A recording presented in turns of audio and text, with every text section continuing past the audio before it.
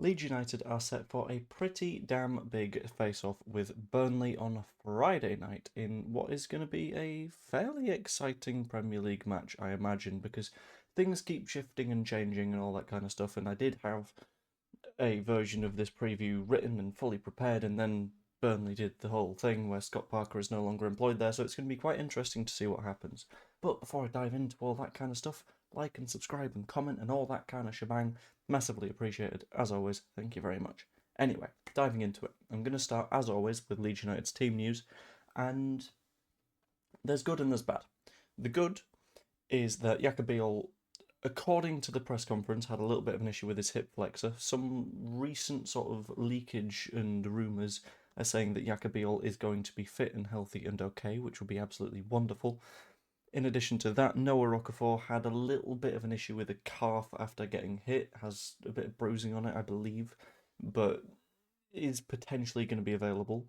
The bad news is surrounding Gabby Gudmundsson, who had a fairly significant issue with his hamstring, which is going to keep him out for probably at least 2 weeks. Unsure in terms of specific duration, but at the very least, definitely not available for the match against Burnley.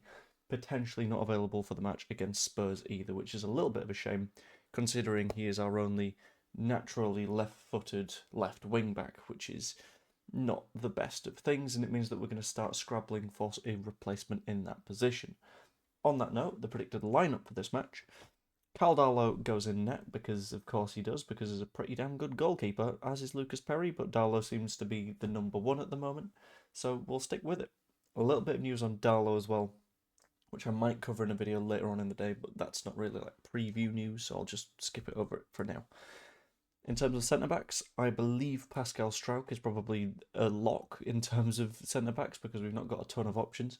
I think Rodon is now fit enough to start, so I'd put him on the right hand side of that back three with Jakobiol in the middle, assuming he's fit and healthy enough to play. I believe he is, but this is making a fairly big assumption. Normally, I would say, sod it, you put James Justin in one of those roles, but he's going to be busy at left back because Gabby Gudmundsson isn't available, which is a little bit of a shame. At right back, you go with Jaden Bogle again, because you've not really got options unless you're going to start Sam Byram in the Premier League in 2026, which feels unlikely.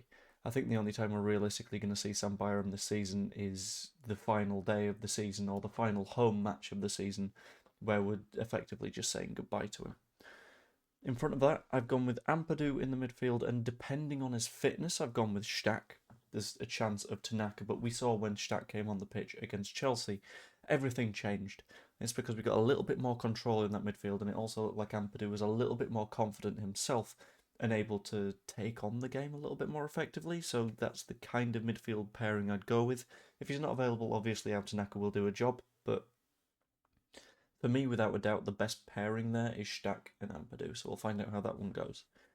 On the right hand side of the sort of wing slash front line three, I've gone with Brendan Aronson, but it might be in the middle depending on what happens with this next position, which is going to be either Lucas Mecha or Noah Rocafort. Now, if it's Mecha, obviously Mecha will play a more forward position with Aronson drifting inside significantly more. If it's Okafor, he's going to play as more of a winger, which is going to put Aronson to be more of a winger. It's a big question mark because we don't realistically know what that's going to look like until we know whether or not Noah Okafor is playing. In front of that, obviously, you got to go with Dominic Calvert-Lewin because even though he knacked up a pretty damn good chance against Chelsea, he's still a ridiculously good forward, in my opinion, and deserves to start at least until we get another forward that is of his level, which we don't have at the moment. Now you get to the complicated bit, though, and you get to the bit around Burnley. Earlier on, it was discovered that Burnley had fired Scott Parker, which I thought was a bit of a surprise. Because if you're looking at Burnley's season, they've been terrible all year long. There have been no bright sparks. It's just been a constant horrible, nothing going for them. So you'd imagine they would have probably fired Scott Parker by now if they were looking to stay in the Premier League. So at that point, you're thinking, well, okay, they've accepted relegation, which means Scott Parker, reasonably good with a relegated side, reasonably good at getting promoted again. That's clearly the strategy that they're following. That is apparently not the strategy that they're following because they've gotten rid of him and replaced him with Michael Jackson. And I'm going to refrain from making any jokes because they would be bad. Haha, that's the only one I'm going to do. Under Scott Parker, they tended to play with four at the back, and they tended to play incredibly passive stuff, relying quite a lot on counter-attacks and scoring goals when the opportunity arose. But the issue is they would never get the opportunity to arise themselves because they weren't working towards that happening. Everything has become significantly harder to say given Parker's exit because you don't know what style Michael Jackson's going to play. Is it going to be a thriller of a match? I don't know. Um, fuck's sake. But we can assume it's going to be roughly similar because he's not really had time to implement a style on that Burnley side, which is going to keep things a little bit interesting. But it also means that in terms of things that we have to do, it's going to be a little bit spicy because I think the first thing that we need to do is work out what their plan is very, very early.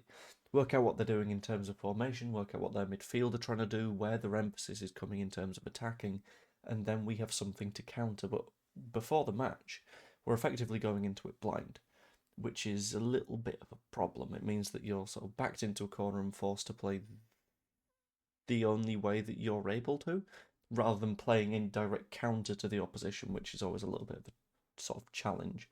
In terms of individual battles, I think one of the most important ones is going to be Kyle Walker, who is now incredibly old for a right back and isn't quite able to keep pace with the game as well as he was. Put him against Mecha, and I think Walker potentially loses that physical battle. Put him against Okafor, and I think he loses that battle for pace. Either way, I think if he's a player that we target, we're going to be looking pretty good in this one. And ultimately, the thing that I want Leeds United to do in this match is repeat the Wolves match. The thing with that one is we came out swinging and we came out as a side that very clearly wanted to just beat them, and we ended up doing so fairly comfortably. If we start that second half and just go, not second half, sorry, if we go into that first half and just go, we're just going to beat you in the first half, and then we can take our foot off your neck because you're already giving up, that would be perfect. They are a side that isn't really playing for anything at the moment. Previously, you'd think, well, they're playing for the manager and they're playing for potential moves in the future. Manager's gone, so that's that gone. They're in a position where they're playing terrible football and have been all year, so there's not really that much in terms of moves to play for. This is a massive opportunity for us right now, and I think we will completely take advantage of it, and I really, really hope we do, because we're in a position to. A lot of people have looked at the Chelsea match and the Bournemouth match and gone, oh, are we a bad side again? No, not necessarily, because I think we probably deserve more than we got against Chelsea. And against Bournemouth, yeah, it was a little bit of a stinker, but for once we got the rub of the green and it landed in our direction. I look at this match and I immediately think we're going to win. And I'm going to go with something like 2 or 3-0. Daniel Farke is finally going to get that result against Burnley that he's not really got on at Leeds United yet. And it's going to be fantastic. But, as always, that's just what I think. Let me know what you think in the comments down below. Like and subscribe and all those shenanigans. Hope you enjoyed.